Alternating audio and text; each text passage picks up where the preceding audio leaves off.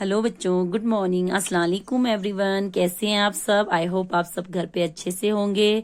तो मैं अपनी क्लास में आपका वेलकम करती हूँ। क्लास थर्ड, अंकुश हिंदी पाठमाला भाग थर्ड। आप क्लास थर्ड की बुक हम पढ़ रहे हैं। तो हम आपका लेसन नंबर 5 पढ़ रहे थे, अकल बड़ी या भैंस बड़ी।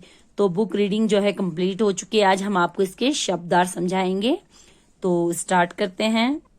शब्द अर्थ समझाने से पहले एक बार स्टोरी को हम फिर से समझ लेते हैं। यहाँ पे लेसन का नाम है अकल बड़ी या भैंस। एक मुहावरा भी है कि भैंस बड़ी होती है या अकल। तो भैंस दिखने में बड़ी होती है लेकिन उसके पास अकल बिल्कुल नहीं होती है। तो ये बंदर और एक भैंस की स्टोरी है। एक जंगल है, उसमें बहुत बड़ा तालाब है।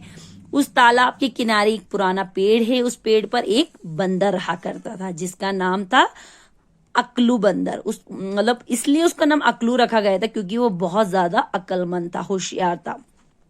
तो सभी वहां के जानवर उसके अकलू कह के पुकारते थे। तो एक बार क्या हुआ, लंच दोपहर का टाइम था। अकलू जो है अपनी पेड़ पर बैठा था। तभी वहां कौन आती है? भैंस आती है और वो तालाब में घुस जाती है। कुछ देर वो तालाब के अंदर रहती है। उसके बाद वो तालाब से जैसी बाहर निकल रही होती है तो उसके शरीर पे देखिए बच्चों, कीचड़ और मिट्टी लगा हुआ है। सना मीन्स होता है यानी कि लिपटा हुआ है। उसे देखकर अकलू बंदर जो है वो बहुत जोर से खींकी करके हंसता है। ये देखकर भैंस को गुस्सा आ जाता है कि भाई अकलू जो है मुझे देख के क्यों हंस रहा है। वो बहुत गुस्से में है। वो उसको कहती है कि तुम्हें बड़ों से बात करने का सलीका नहीं है, तुम्हें बड़ों से पेश आने का सलीका नहीं है, उस तरह तुम्हें किसी का मजाक नहीं हो। उसको बहुत ज्यादा गुस्सा आता है और वो अपने नथुने फुलाए उसे कहता है कि तू नीचे है, अभी मैं तुझे मजा चखा। नथुने मीन्स यानी नाक के आगे वाले जो हमारे 2 छेद होते हैं जिससे हम सांस लेते उसे कहते हैं नथुने। तो वो फुलाए, वो कहते कि अभी नीचे होता, तुझे मैं अभी मजा चखाता हूँ। अरे फिर वो अकलू कहता जा जा अपना काम कर, तू कैसी बड़ी, इतना बड़ी शरीर है, अकल तो तेरे अंदर एक दाना भी नहीं।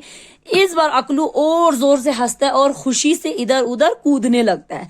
अब भैंस को अकलू की बातें बहुत बुरी लगी। वो गुस्से में लाल पीली यानी कि बहुत ज्यादा उसको गुस्सा। उसने कहा कि तू नीचे आ, इस बात का फैसला हो ही जाए कि कौन बड़ा है। भैंस और अकलू की बहस सुनकर वहां जंगल के सारे जानवर वहां आ जाते हैं। वो लोग किसी तरह उनकी लड़ाई निपटाना चाहते हैं। शाम को सभी जानवर जो है तालाब के किनारे जमा हो जाते हैं। अब सबकी राय यही थी कि ये तय हुआ सबके बीच में कि मतलब जो भी तालाब के आधे हिस्से को पहले पार कर जाएगा वही जो है बड़ा मान जाएगा। अब देखो वहां पे कंपटीशन स्टार्ट हो गया। कंपटीशन का जो फैसला सुनाने के लिए शेर को जज बनाया गया, न्यायाधीश यानी कि फैसला सुनाने वाला यानी कि जज, और लोमड़ी जो चतुर चालाक होती है उसको वकील बनाया गया। अब जंगल के सभी जानवर जो है कंपटीशन देखने के लिए बड़े बेचैन, उत्सुक यानी बेचैन थे।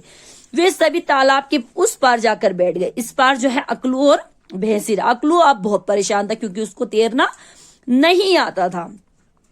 अब वो कैसे तैरेगा, उसको टेंशन होने लगी। अब गीदड़ जो है वो वहां पर खड़ा हो गया। उसने कहा, वो क्या बन गया, वो वहां पे रेफरी बन गया। उसने कहा भाई मैं जैसे ही हुआ की आवाज करूंगा तुम तालाब में तैरना स्टार्ट कर देना। अब अकलू की परेशानी ज्यादा बढ़, उसकी दिल की धड़कनें तेज होने लगी। गीदड़ ने जैसे हुआ की आवाज की, भैंस तैयार खड़ी थी, वो तालाब में उतर गई। अब अकलू ने भी अपनी अकल लगाई। वो बहुत अकलमंद थी। उसने क्या किया, एक तरकीब, एक आइडिया सोचा। उसने क्या किया, पानी में एक छलांग लगाई, पानी में उसने जंप किया और तालाब की तरफ एक झुकी हुई एक डाल होती है ना, लकड़ी पेड़ की ढाल, उसके ऊपर वो कूद पड़ी। और भैंस और थोड़ी दूर तक ही गई थी कि अकलू जाके भैंस के ऊपर कूद पड़ा। धम से वो भैंस की पीठ पर जाकर बैठ गया। अब भैंस ने उसको गिराने के लिए पूंछ इधर उधर की, लेकिन वो उसको झपट के पकड़ के रहा। अब जंगल के जानवर अकलू की चतुराई, इस अकलमंदी को देखकर वो सारे चकित रह गए यानी कि हैरान रह गए। वे जोर जोर से तालियां बजाने लगे। अब वे सब देखने के लिए उत्सुक थे कि किनारे पे पहले कौन पहुंचता है। अभी किनारा थोड़ी ही दूर पर था कि अकलू ने जंप लगाया धम से और किनारे पे पहुंच गए। यहां से उसने जंप किया और वो किनारे पे पहुंच गया। सारे जानवर अकलू की अकलमंदी और उसकी जीत पर खुशी से चिल्ला। अब अकलमंदी था उसके, देखो उसने एक लकड़ी, झुकी हुई लकड़ी के ऊपर, डाल के ऊपर जाके, पेड़ की डाल के ऊपर बैठा, वहां से जंप करके उसने भैंस के ऊपर, अब जैसे ही भैंस किनारे पहुंची वहां से उसने पहले जंप लगाया और वो जीत गया। तो सारे अक्लमंद उसकी अक्लू की अक्लमंदी और खुशी मस्जिद पर जो है खुशी से चिल्ला उठे। हमने यहाँ तक रखा था, पीछे थोड़ा सा और है, वो भी हम पढ़ ले। इधर भैंस बेचारी धीरे धीरे पानी से बाहर निकली। अब उधर भैंस बेचारी धीरे धीरे पानी से बाहर निकलती। शेर ने फैसला सुनाया कि अक्लू बड़ा है भैंस। अब शेर का फैसला, वो जज था, उसने क्या फैसला सुनाया कि अक्लू बड़ा है भैंस नहीं। और उसी दिन से सब लोग कहने लगे कि अकल बड़ी या भैंस, यानी कि एक मुहावरा है कि अकल बड़ी होती है या भैंस बड़ी होती है। तो बच्चों यहाँ पे भी कुछ ओरल क्वेश्चन है। न्यायाधीश किसे बनाया गया? न्यायाधीश यानी कि जज किसे बनाया गया था? तो बच्चों जज शेर को बनाया गया था। सेकंड, अक्लू का दिल जोर जोर से क्यों धड़कने लगा? अक्लू का दिल जोर जोर से इसलिए धड़कने लगा था क्योंकि उसको तैरना नहीं आता था। ग, शेर ने क्या फैसला सुनाया? शेर ने फैसला सुनाया कि अक्लू बड़ा है भैंस नहीं। और उसी दिन से सब लोग क्या कहने लगे? अकल बड़ी या भैंस। इसके राइटर है हरि कृष्ण देवसरे।